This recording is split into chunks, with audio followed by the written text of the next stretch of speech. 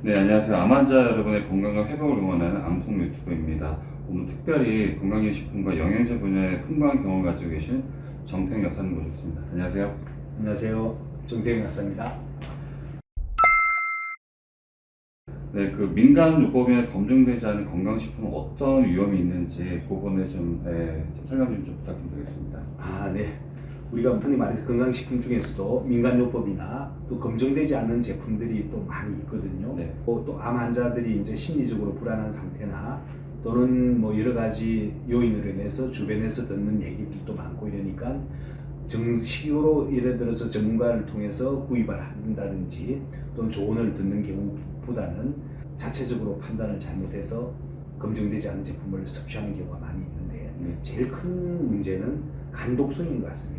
간과 신장에 장기에 손상을 입히는 경우가 간혹 많이 보고가 되고 있고요. 네. 그 다음에 이 성분들이 항암 치료, 즉 항암제의 역할을 떨어뜨리는 역할을 많이 합니다. 특히 항산화제나 이런 경우에는 보고가 많이 된 바로 보면 일부 항암제의 역할을 떨어뜨리는 역할, 이런 것 때문에 사실은 주의해서 섭취해야 되는 경우가 많이 있고, 그 다음에 아울러서 여기에 민간요법이나 이런 데 너무 매달리다 보면 치료 시기를 놓치는 경우가 많습니다. 네. 제일 중요한 것이 표준 치료거든요.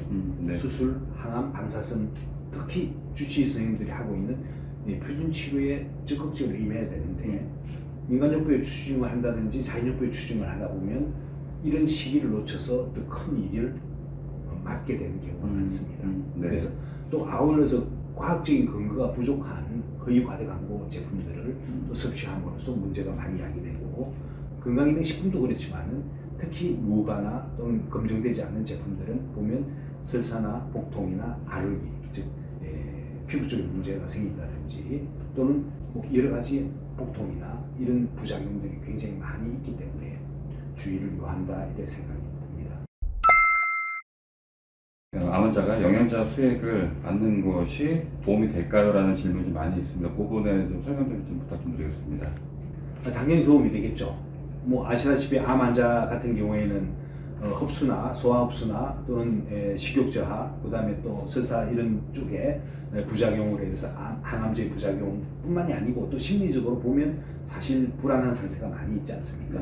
그럼으로써 식사를 충분히 하지 못하고 또 흡수, 소화 흡수도 못하는 경우가 많기 때문에 영양결핍이 일어나서 항암제 치료에 도움이 되지 않는 경우가 많이 있거든요.